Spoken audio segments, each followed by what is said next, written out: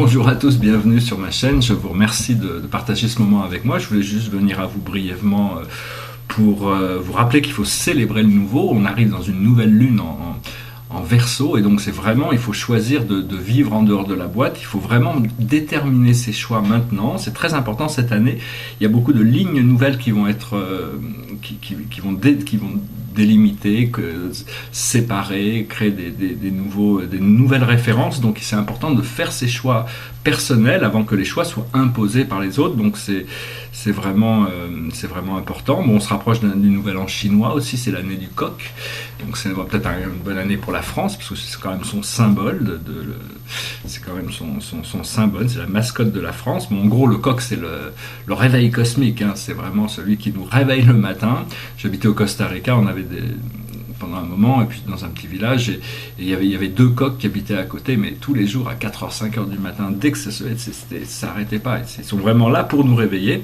Et donc le coq aussi, c'est la symbole du courage, des ressources, de trouver des ressources à l'intérieur, l'originalité, le talent. Donc c'est vraiment une année qui, au-delà de tout ça, c'est une année qui va vraiment marquer une sorte de fin des temps, une sorte de mort de l'ego pour arriver à déboucher sur quelque chose de complètement nouveau qui nous permettra de rester neutre tout en acceptant, parce que la vraie neutralité, c'est d'accepter toutes les extrêmes dans les croyances humaines, parce qu'il y a toutes sortes de choses qui doivent être acceptées pour pouvoir ne pas être en conflit avec toutes ces choses, pour pouvoir les ramener en harmonie, et à partir de là, elles se transmutent naturellement.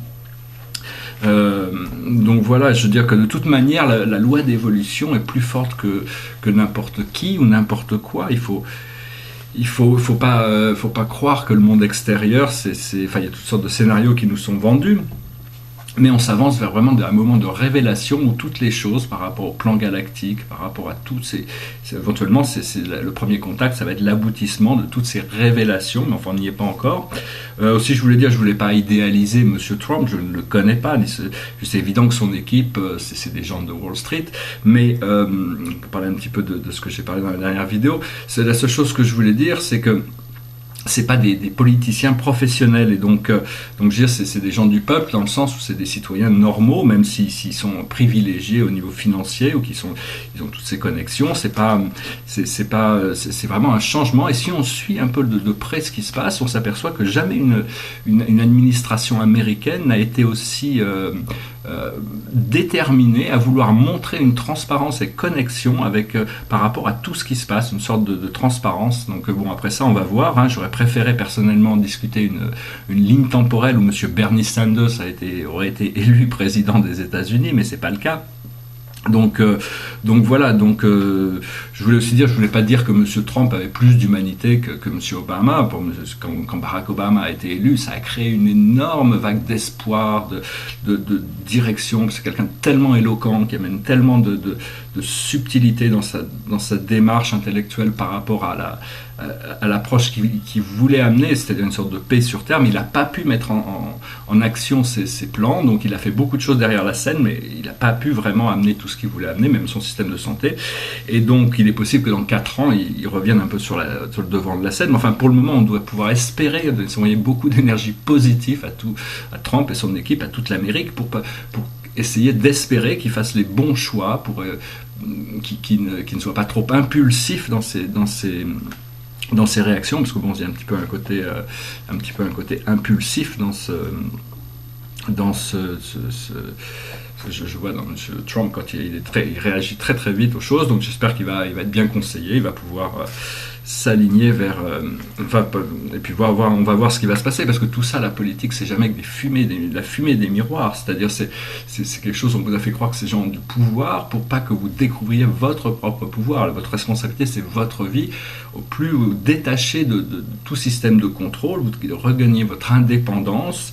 À ce moment-là, peu importe le système, on vit très bien dans n'importe quel système. Bon, là, il y a vraiment un changement. Cette année, on va vraiment voir, les gens qui ne comprennent pas pourquoi mes discours sont dans ce sens par rapport à ces événements politiques vont certainement comprendre d'ici 1 an ou 2 qu'on n'a pas le choix de passer par là où on doit passer. C'est-à-dire que De toute manière, l'humanité était tout le temps, elle a ce qu'elle a besoin pour évoluer. Il y a toujours, dans ce monde terrestre, il y a toujours des forces obscures et lumineuses qui s'opposent, qui se contradisent, et donc il y a toujours ces forces resteront toujours en opposition.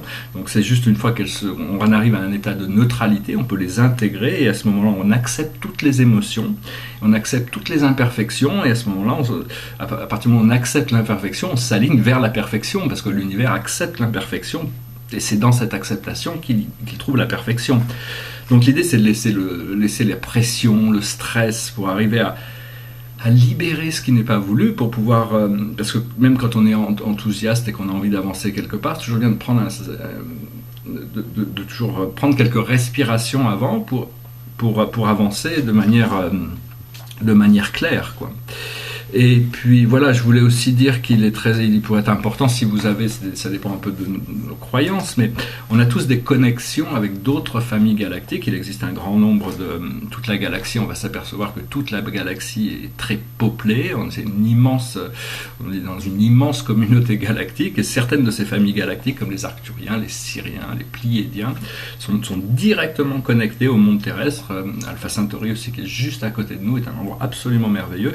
Tous ces endroits vont pouvoir commencer à entrer beaucoup plus dans le collectif de l'humanité. On se rapproche de ce premier contact, c'est-à-dire que tout a été en train de se mettre en place pour qu'éventuellement l'humanité puisse recevoir une conscience plus importante, qui vont inclure le monde cristallin de la 5e dimension.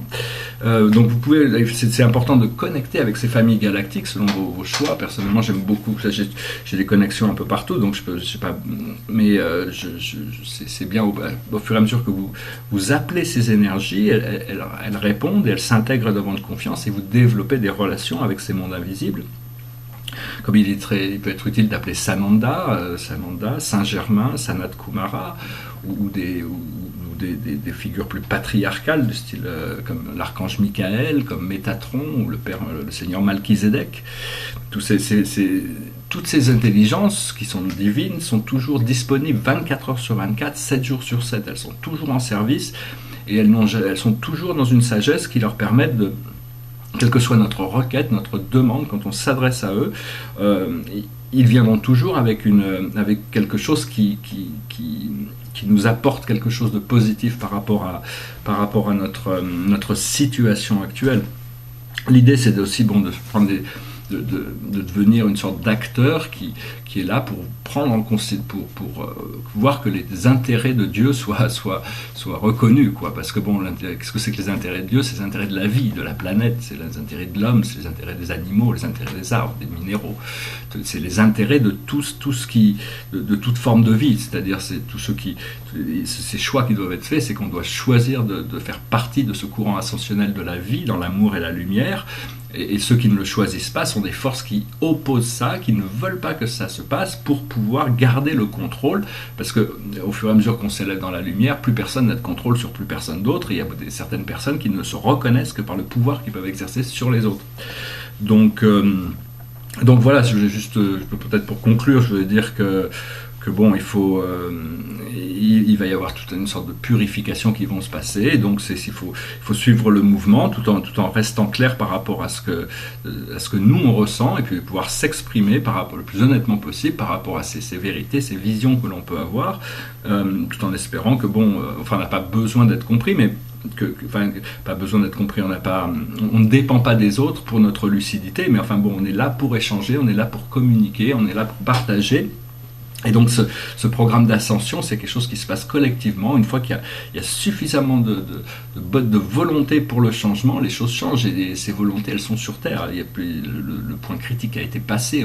C'est juste parce qu'on n'est pas connectés les uns aux autres. Une fois qu'on va commencer à se connecter télépathiquement, la grille va se former, et on va pouvoir affecter des changements rien qu'à travers notre procédé mental. Donc toutes ces choses qui peuvent nous sembler difficiles aujourd'hui vont se transformer, tout comme je suis conscient qu'une nouvelle génération est en train d'arriver, et ces êtres qui arrivent, ces nouvelles générations ne vont plus vouloir participer à la destruction de l'écologie, à à la guerre, à toutes ces choses-là, et donc ça devrait, tous les problèmes du monde vont être réparés assez rapidement, en quelques générations. On va vraiment pouvoir transformer le paramètre. Donc en attendant, c'est d'avoir confiance dans ça, parce qu'il faut avoir confiance. Au plus vous avez confiance et la foi que vous êtes guidé vers quelque chose de mieux, au plus les forces invisibles de l'univers peuvent vous intégrer dans cette possibilité, peuvent vous apporter des opportunités qui vous donnent cette expérience de joie sereine.